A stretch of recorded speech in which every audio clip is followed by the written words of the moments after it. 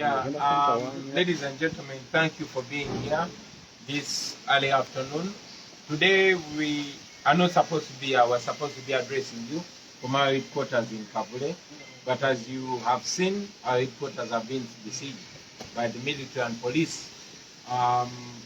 Today is not supposed to be an ordinary day in the life of the National Unity Platform. We're commemorating 4 years since we unveiled the National Unity Platform Party to the world.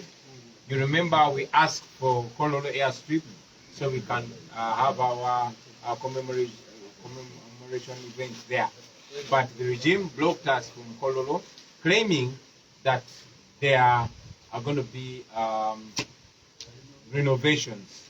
But you all have seen that activities have been going on at Kololo. There are even others that are planned to happen in that particular period where we asked to be hosted. We shall not give up. We shall insist because we have a constitutional right to enjoy our country. The NUP is a registered political party, and we have a right to carry out our activities. We shall insist. We shall have to have a huge event to celebrate 4 years of the National Unity Platform. We condemn the illegal besieging of our headquarters. We condemn the illegal arrests that have gone on. You are aware that some of our leaders, including Honorable Zake, are still under arrest, unjustifiably so. You saw the harassment that our Deputy President faced. Even her clothes were torn, but that's a regime that we are dealing with. We intended today to officially thank the people of Western Uganda, the people of Uganda, Bujulizi, Ishaka Bushenyi, Rukunjiri, Ntungamo, and Isinjiro for welcoming us massively. Actually, we got a new friend from Isinjiro. Many online friends have nicknamed him C.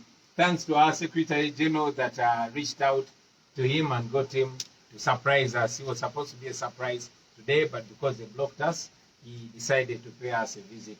Thank you very much, our friend, for supporting us. Most importantly, we want to add our voice on the call of the young people of Uganda to march against corruption. The regime in Uganda is trying so much to attach every protest to the National Unity Platform. For the record, we did not organize these protests, but we support them 100% because we are people power. We stand against corruption, therefore we support and are willing to give every kind of moral and otherwise support to the people of Uganda supporting. We celebrated that now the people of Uganda are taking it in their own hands. It's no longer a particular party. It's not NUP or any other party. It is the people of Uganda. We support you. Keep going. Don't be intimidated by the old tyrant Museveni. We saw how he came out to try to intimidate you, telling you playing with fire, as if he doesn't know that your pockets are on fire, your houses are on fire, everything is on fire. So it is actually Museveni that is playing with fire. You saw the hypocrisy of our police trying to bluntly abuse the law. We encourage you to go on, and with those few remarks, ladies and gentlemen, maybe we'll take a few questions from you. Thank you. Can we first finish English and then we give to, or we do both and then questions? Oh, well, we did that. Questions in English. Yeah. Maybe in English, just one thing that I didn't talk about is that our nationwide tour continues, and we are coming to you, the people of Palisa, the people of Soroti, and the people of Bugweri, and also the people of West Nile. We are going to reach everywhere that we were blocked from reaching. We shall be releasing our program soon. Maybe a quick one, Mr. President. The first translate this to Uganda, then you deal with the question separately. Yeah? Okay. Fair enough. Thank you very much, Right Honorable. Mwebale nnyo bannange kujja ne mutuwuliriza kye tugamba oluvannyuma lw'okusalako ekitebe kyaffe. Olunaku lwa leero tetubadde bakwogera nammwe nga tuli wano. Tubadde bakwogera eri eggwanga nga tusinziira ku kitebe kyaffe e Kavule. Naye nga bwe mulabye amagye ne poliisi baakedde kusalako ekitebe kyaffe, era mu buswavu bw'ekitalo bakuleze baffe omuli ne Honorable Zake ekyono kya bumenyi bw'amateeka. Mulabye nga bwe bagezaako n'okusikambula Deputy President waffe ekintu kyetukumirira ennyo ennyo ennyo. olunaku lwa leero tulina okuba nga tujaguza emyaka 4 bukyanga tusabukulula ekibiina kya NUP eri eggwanga. Emyaka 4 egyo egibaddemu okusoomoozebwa kungi n'egibaddemu n'obuwanguzi bungi. Twasaba ekisaawe ky'ekololo kyaggwanga mulabye ng'ebibiina eby'enjawulo bikolerawo emikolo n'abantu n'abeesanyusaamu nga babeerawo. Kitegeeza nti naffe nga bannayuganda tulina eddembe okukozesa ekisaawe ekyo. Naye abakiddukanya baatugamba nti kiri mu kuzimbibwa newankubadde nga wabaddewo emikolo egigenda mu maaso, waliwo n'emikolo egitegekeddwawo mu kiseera kyekimu kye twasaba, naye aba NUP bakisaba ne bagamba nti bali mu kukizimba. Tetugenda n'okuwanika, tetugenda kulekeraawo kubanga tulina okukola omukolo ogw'amaanyi ogujaguza emyaka 4 nga NUP, era eyo ensonga tugyagiriko. Naye olunaku lwaleero bannaffe bawambiddwa ku kitebe kyetuvumirira era tudimandinga okutebwa kwabwe embagira okuba tebalina musango. Twayagadde nnyo okwebaza abantu b'omu Western Uganda, ebundi Bujo n'ebitundu bya Nkole, omuli Shaka Bushenyi, omuli Rukunjiri, omuli Isinjiro n'omuli Ntungamo. Tufunye ni mukwano gaffe ono omupya abasinga mwamulabye ku social media ng'atugoba atubuuzeeko atulage omukwano. Twasiima ennyo ssebo, era Secretary General waffe lazima yasaze amagezi n'akwatagana naye, era abadde wakutusupurizinga ajje amutwanjulire, naye oba oli awo anatuwayo akagambo ku kyaliwe gwatutuusizaako. Weebale nnyo, weebalire ddala. Nalabye nga aboku intaneti mwamutuumya ensi, naye ekyo tujja kyogerako oluvannyuma. Olunaku lwaleero twagadde n'okugatta eddoboozi lyaffe ku maloboozi amangi ag'abannayuganda agawagirwa abannayuganda naddala abavubuka abavuddeyo okulwanyisa enguzi.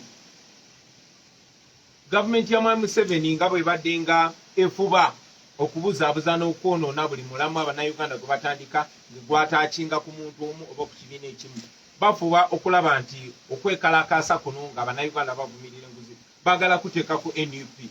Njagalo ki okwongera okyatula nti si ffe twateeseteese okwekalakaasa kuno, naye tukuwagira ne Ssekuwagira yenna, tuwagira abannayuganda mwenna okuvaayo okulaga obutali bumativu ku bubbi n'obuli bw'enguzi obugenda maaso mu ggwanga lyaffe. Kikakata ku buli omu, era twasanyuka nnyo okuyaayana kwaffe nammwe mukutekinze over. Baagala okukituma NUP oba okituma abakulembeze abamu so that babakwatira ewaka oba babakwatira ku bitebe byabwe nammwe muggwamu amaanyi. Naye kirungi nti mumanyi nti kino si kya NUP yokka, kya buli munnayuganda yenna. N'olw'ensonga eyo buli omu asituke mu busobozi bwe. Temukkiriza babuzaabuza na basi bakatambala ku maaso tebakwata Kyagulanyi oba omulala then baba bakutte mwenna. Mutwale eggwanga lyammwe mu maaso kuba buno buvunaanyizibwa bwammwe. Nga wamu ne bannange kwanukula ebibuuzo ebimu bye munaabuuza abasebo ne bannyabo okwekusiima kwange. Mwebale nnyo, mwebalire ddala. Mpozi nga nviira ddala waggulu, kanyongere n'okusuubiza abantu baffe abatulindiridde wiikendi etandise, ab'e Palisa, ab'e Soroti, ab'e Bugweri, tujja naye ne mu bitundu ebirala nga West Nile ne gye tutaatuuka gye batulemesa, naye lazima tujja kutuukayo nga Mukama embezi waffe. Mwebale nnyo, batuulire ebibuuzo byammwe. Some few questions, Mr. President. One is, security in any way inform you why they come at your head office? What is the latest on this? Then the other one is funny, but are we likely to see you tomorrow in the anti-corruption protest to Parliament? And then the final one is the hashtag Ssenyonyi must resign has been making rounds on social media for about a week now. What do you have to say about that? Is it true that the Honorable Jeol Ssenyonyi, leader of opposition, your leader of opposition, is corrupt, as the netizens are saying? Thank you very much. First question was, did security notify us, or did they give us any reason for surrounding our party offices? No, we were not informed about any raid. You know, we just woke up to find them surrounding our headquarters. They've not given us any justification. Maybe they will speak to you later, so we were not informed. Second question was about tomorrow's march to Parliament. Am I likely to be there? First and foremost, like I said, I like the fact that the young people of Uganda have taken it upon themselves. They say they are leaderless, they are tribeless, they are partyless, and they are fearless. So we encourage that. I wouldn't want anybody to target on me. Like I said, I support them 100%. But there comes a time, even when people must lead from the front or from the back. This time young people are leading from the front. I'm cheering on you, and don't be shocked.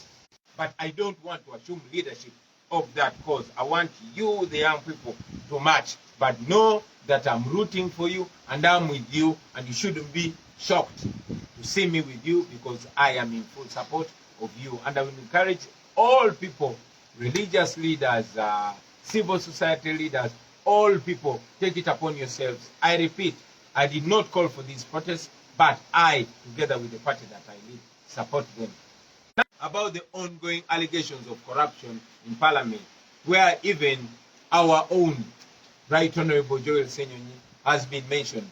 I've said it time and again that I believe in evidence. And I challenge all those people to bring evidence and indeed to go ahead and prosecute Honorable Ssenyonyi. And we shall also take action. I am very aware that these are the same people that Secretary General is Museveni's son. These are the same people that claimed that... the African Union. Exactly. Yeah. These are the same people that claim that Comrade Katana is working with SFC. You know, is a captain in the military. These are the same people that claimed that Museveni bought for me my bulletproof car. So until they give us evidence, we work on evidence. All the times we've taken action, we have done so with evidence. There are times when our party members have been involved in corruption, and we don't miss our words with corruption. Once we present evidence, we take action. So once again, I challenge them to present evidence against Honorable Ssenyonyi for any action of corruption, and also challenge them to prosecute him. But then the Baganda say, Honorable Ssenyonyi is right here. I don't know if you'll allow me to also ask him to answer the same question.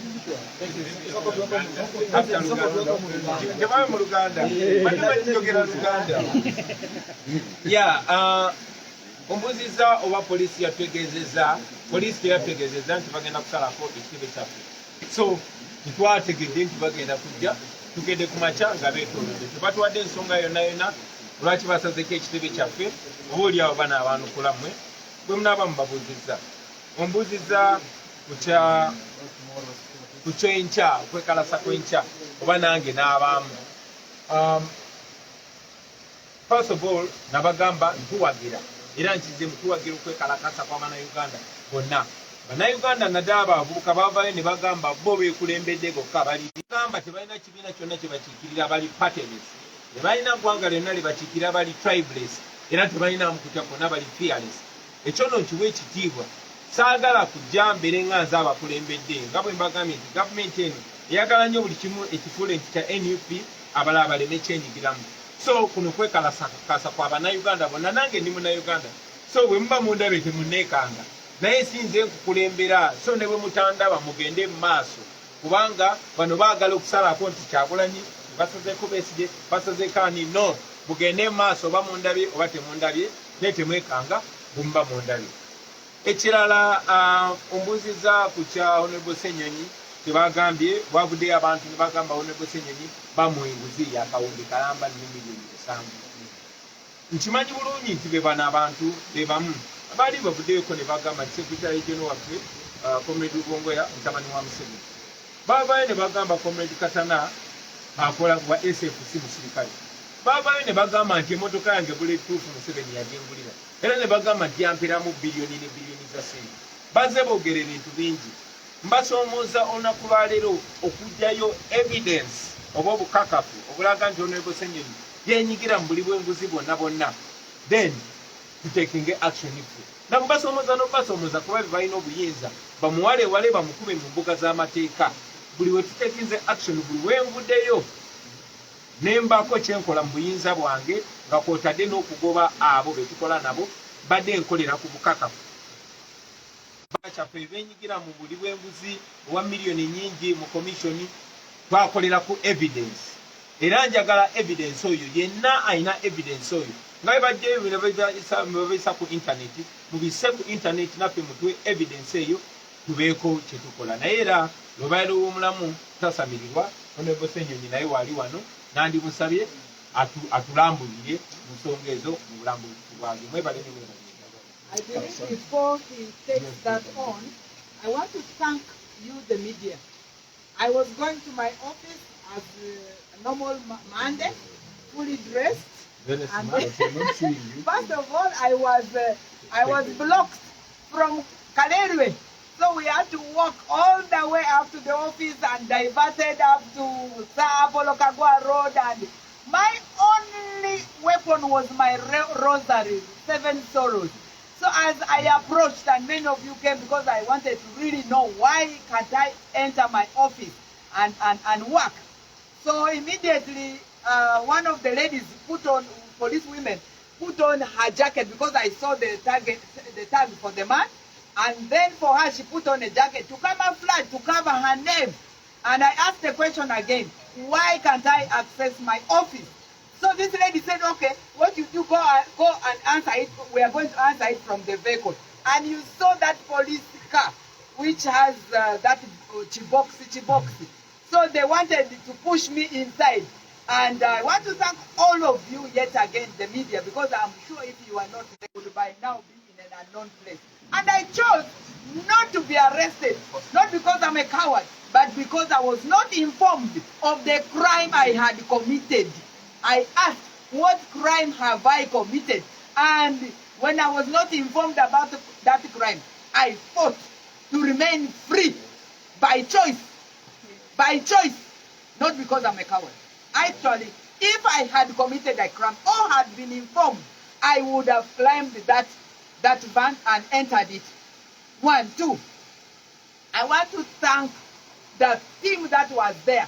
And also, what happened was I held the vehicle. 5 of them were on my leg, another one on my back, and so on. But they struggled in vain because I know there was a higher power with me. There was. And I want to thank each one of you for also making sure that I came here. We would like, therefore, to continue to condemn the unlawful occupation of our offices. We want to condemn the unlawful abduction without informing the people why you are arresting them and all their rights. The police, we condemn it into... I'm going here straight to go and make a police statement because they... And many other, and I also know that whatever is on the leader of opposition is the usual diversion and wanting to create hatred about him. Okay, we will stand by him. Thank you very much. There goes our able deputy president. Maybe before I give opportunity to our leader of opposition, I would like to kindly ask our SG to give us a small brief of how we've ended up with our brother here. See. Thank you so much, Mr. President. I also join others in, of course, condemning very strongly the blockade of our offices and the violations of human rights that we've witnessed today. Our office has been turned into a military police barracks, which shows the cowardice of the regime. Well, today we are celebrating 4 years, and like the president said, we are meant to have a very big function. But today we are meant to have a press conference to set stage for that. Like the president said, we shall continue to mobilization committees all across the country. We have established a school of leadership and to have the best headquarters of any political party in Uganda and perhaps East Africa. We have also been able to expose the regime, that we have seen sanctions and all that. But most importantly, we've been able to awaken the people. I think the greatest achievement of NUP and our president, Robert Kyagulanyi, in this country has been to involve people like this. We brought him today. This has been the greatest achievement. People like him, who used not to be concerned about politics. This man here has been selling bananas in his city, but to see that he thinks that he also has to get involved in politics, in knowing the direction of the country. That is the largest and biggest achievement of NUP over the past 4 years. Awakening the people, trying to involve them and to make sure that the party of Kihura is involved also in the politics of our country. So that's what I wanted to say. Mu Luganda,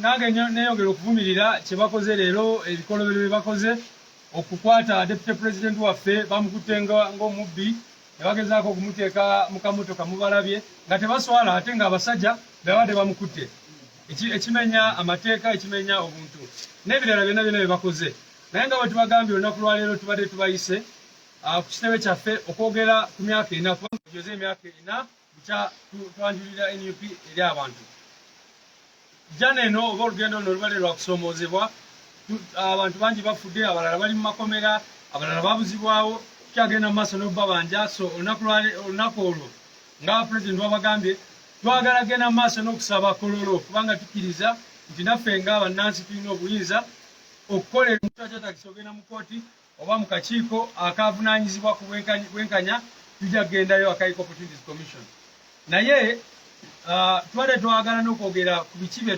tutuuseeko ng'ekibiina okukunga bannayuganda okuteekawo offices ez'akabi ezisinga mu nsi mu Uganda yonna ne mu East Africa okulaba nga tutaddeko obukiiko bwaffe mu ggwanga ne tubeera abantu baffe ne tubayambako mu welfare abantu abaali mu makomera baali eyo mu 10 bwe twaviira mu kulonda kati basigadde genda mu maaso n'obabanja n'ebirala bingi nnyo bye tugenze mu maaso n'okutuukako naye ekisingira ddala kye tutuuseeko nga NUP nga people power ate achievement esinga gye ndowooza omukulembeze waffe gy'aleese nti abantu abataali mu byabufuzi abaali nga tebibakwatako ensonga z'eggwanga lyabwe kaakati olwa NUP ne people power twesanze nga abantu ba bulijjo beenyigira mu by'obukulembeze oba ebifa ku nsi yaabwe kyova olaba olunaku lwaleero tuyise ono omusajja bwe mbadde mulaba trendinga ne tugamba abeere naffe ku lunaku oluno lwaki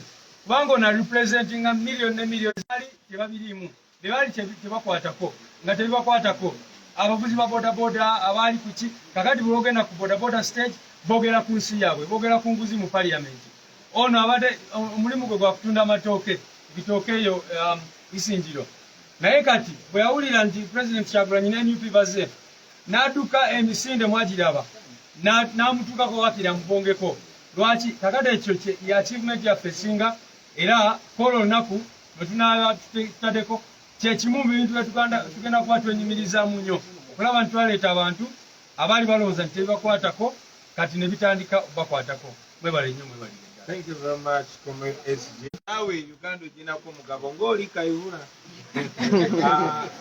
Sebo Honorable Leader of Opposition.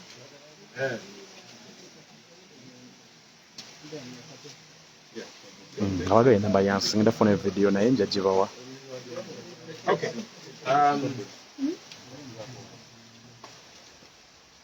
Okusookera ddala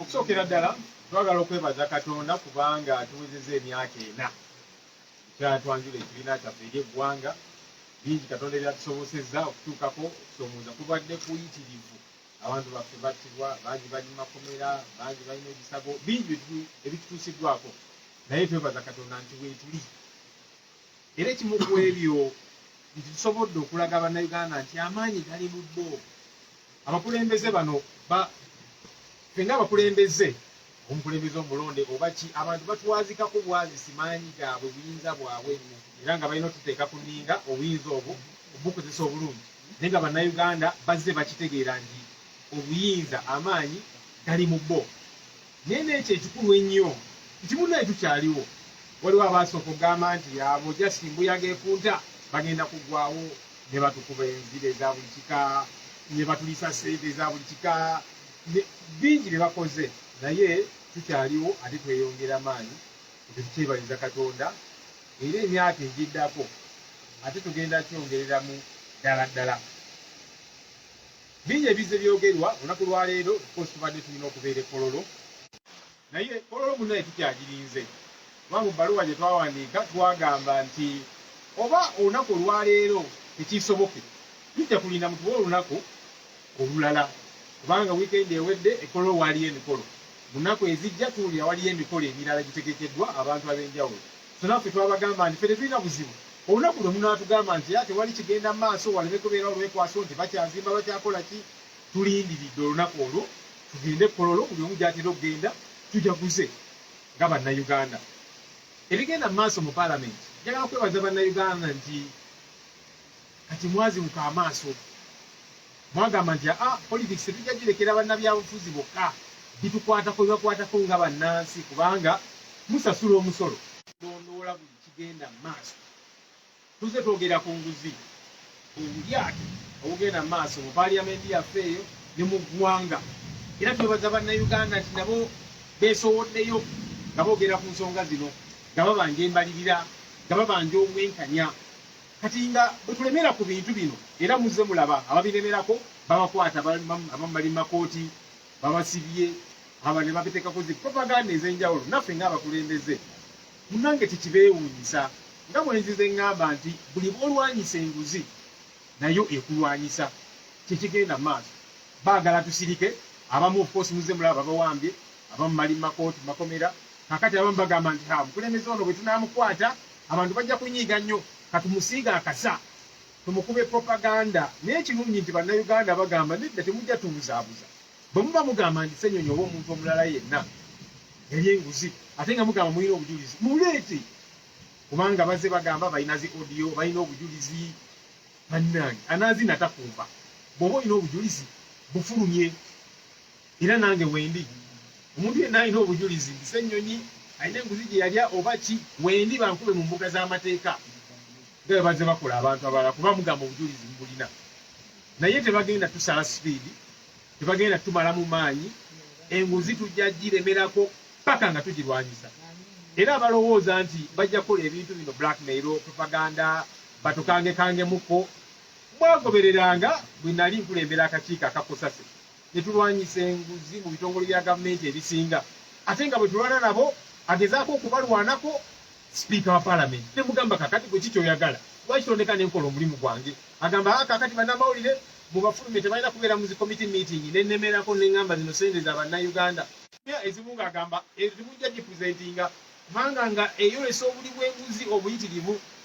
ez'entalo tuzibaddemu nnyo kakati bwe nafuuka leader of opposition neŋŋamba kakati abantu bano nja balabisiza ddala kati nabo kwe kuyiya amagezi ge bagezaako okuyiya naye nga bwe tuze tugamba bwe tugamba nti honorable Mpuuga ne bakomishona babba ssente obujulizi bwe buli era nabo ssente bakkiriza baazitwala ezitaliiko nsonga etegerekeka bakikkiriza bwe tugamba nti sipiika yeetaba mu bubbi obujulizi bwe buli tuze tubalaga ate kakati sipiika n'okuvaayo yavuddeyo yali erwengo n'agamba nti ate wali buzibu omuntu wabba ssente z'omuwomusolo kasita agabana n'abalonzi kakati naye akkiriza nti yeetaba mu nguzi kubanga atandise okugidifendinga so bwe twogera ku bintu bino bagamba naye kakati ono Ssenyonyi yeeyita ki katumufunire naye tetumusiiga naye yali enguzi muleete obujulizi munkube mu mbuga z'amateeka njagala basoomooza naye kyesigenda kukola kwe kusigika ne mu komishoni eyo gye batuula ne bakola ebikolobero ne beegabira ssente z'omuwomusolo ne bazibba gye bataagala kunzikiriza kutuula kubanga baziyita mu mitinga nga za nkukutu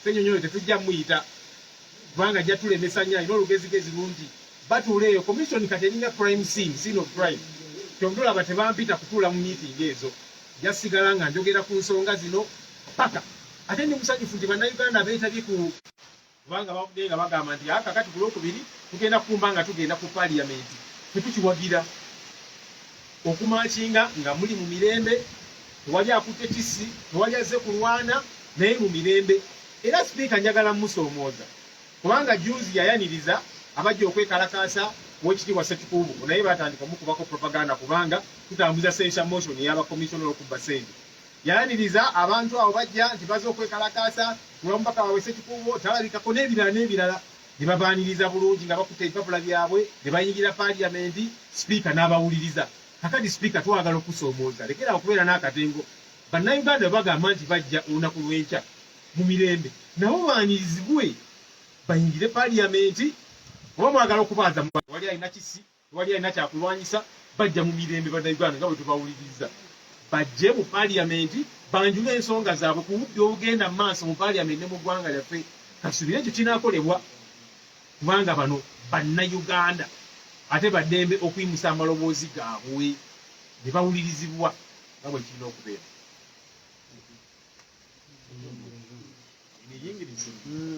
Firstly, we want to thank God that as NUP we have made 4 years since we are incredible milestones that we have been able to hit. Of course, there's been challenges.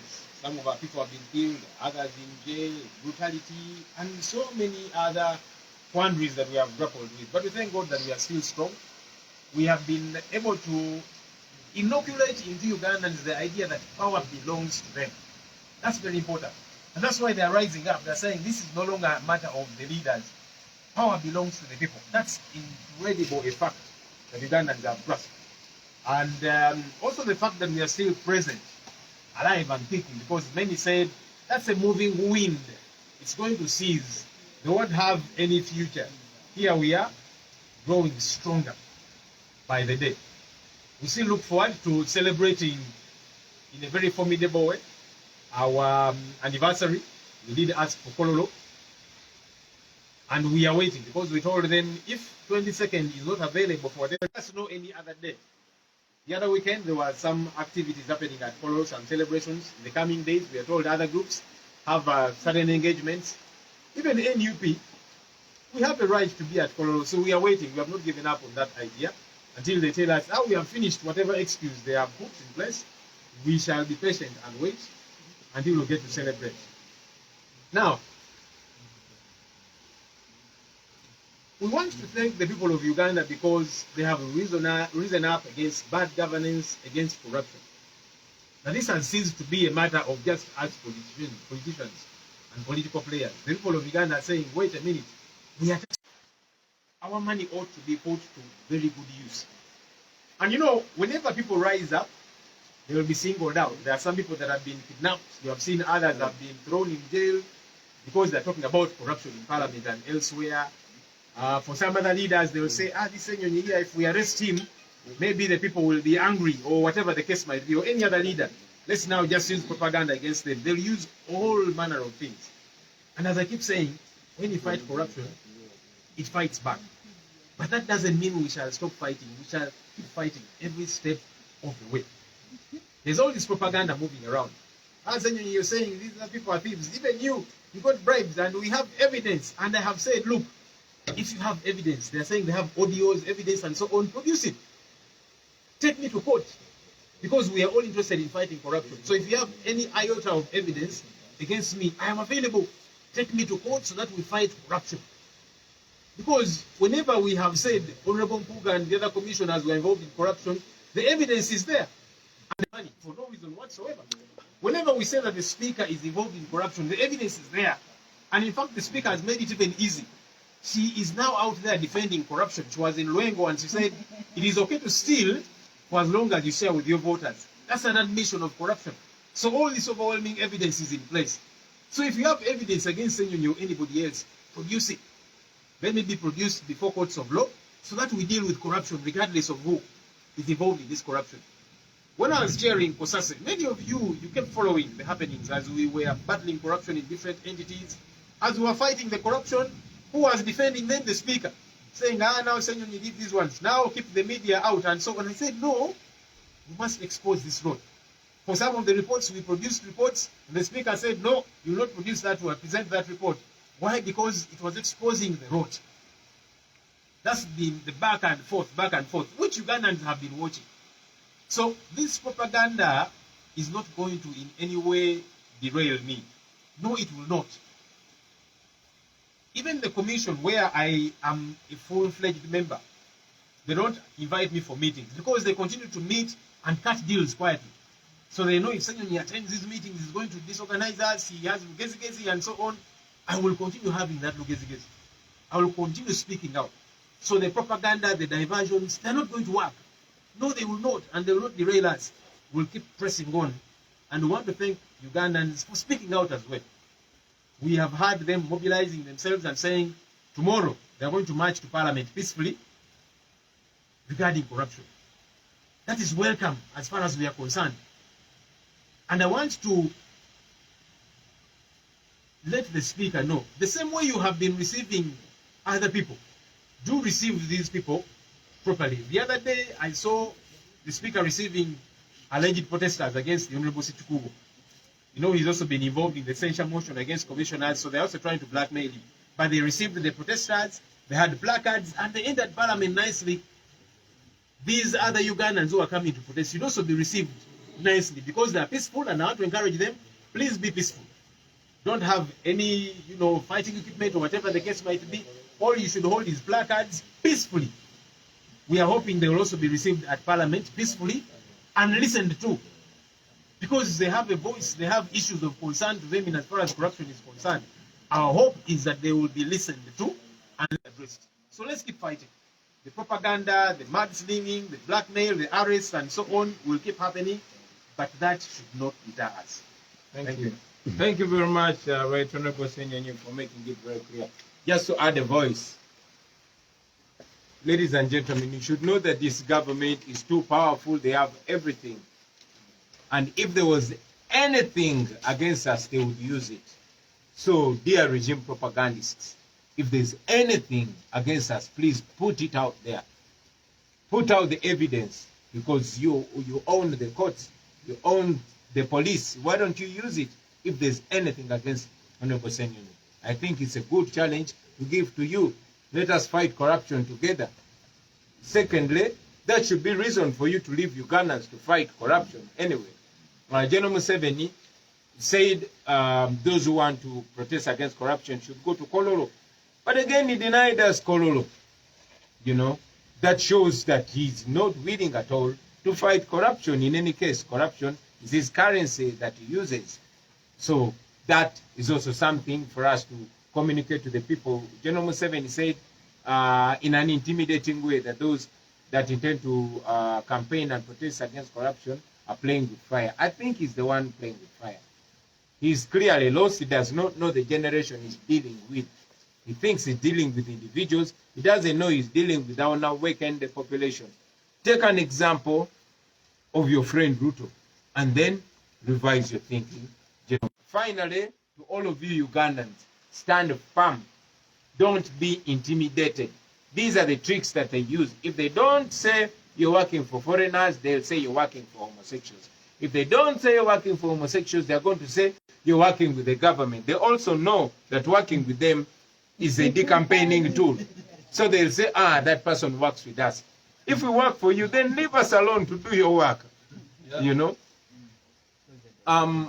Mu Luganda, bazenga bakyogerako. Mwai Museveni yagambye abagala okwekalakaasa olw'enguzi bagende Kololo. Naye ate Kololo yagitumye n'agamba Kololo ekyazinduwa newankubadde bali mukolera emikolo emirala. Yagambye nti abantu abagala okwekalakaasa nga balwanyisa enguzi bazannya na muliro. Naye ffe tulowooza Museveni gwazannya n'omuliro kubanga abaana b'odiringa nabo tobamanyi, olowooza bonna bonna bakyenvinvi nga ggwe naye oli mukyamu. Tunuulire Kenya omanyi nti oli mu generation ekyamu y'odiringa nayo. Pozi n'okwongera okugula amaaso g'Abannayuganda bonna. Mumanyi badictator bye bakola. Bw'aba tagambye nti oyo yanwanyisa akolagana n'abazungu, bagamba tukolagana bali babisiyaga. Ekyo bwe kyagaana ne bagamba abo bakolagana naffe. Abo ba NUP, Bobi Wine ne banne bakolagana na Museveni. Kati bwe mutuleke tukole emirimu egy'okumulwanyisa egy'okumuggyako. Tuze tubasoomooza kubanga gavumenti eno ye nannyini makooti, ye nannyini poliisi. Era singa omuntu yenna alina kufa abaddeko n'ebbala lyonna lyonna lye bandikozesezza. So tubasoomooza mukozese eryo ebbala. Tumanyi nti okulwanyisa nakyemalira olina okuba nga oli clean. Oba toli clean baba bakumaliriza. Ensonga lwaki abantu bonna bonna abaali mu opposition basirika bwe bati kuba buli omu babaako n'akakuku. Either aba alina omusango, aba yali enguzi, aba alina ekintu kye yabba, oba aba yatta omuntu muzze mu balaba. So abasinga babaako emisango. Kati ffe tuli mu kulwanyisa Museveni directly. So engeri gye tubalwanyisa, kale muleete evidence yonna yonna erumika omuntu yenna ku ffe, mutekinge action. Amakomera mwe mugayina. okusinga okwogera obwogezi mukozese action eyo naffe mutusomoze taking action. N'ebigambo ebyo njagala kumaliza nga mbazaamu amaanyi bannayuganda, temutya tewali agenda bayamba mwe muyina okweyamba mwekka, ate muggule amaaso mulabe, buli omu mulabe olw'ekyo kyali. Mwebali nnyo okutuwuliriza, mwebali eta abasebe ne banyabo. Thank you.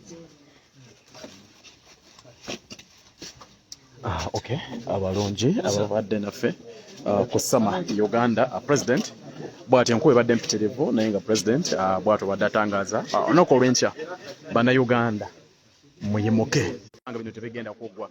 So babadde bambuuza enamba yansi, ngenda kukwatuka vidiyo ndowooza ajja gituwa bw'aba alina essimu tujja kuba tumufuna live Magere. Sama UG representing, mbagala nnyo, Mukama bankumire. Bye bye.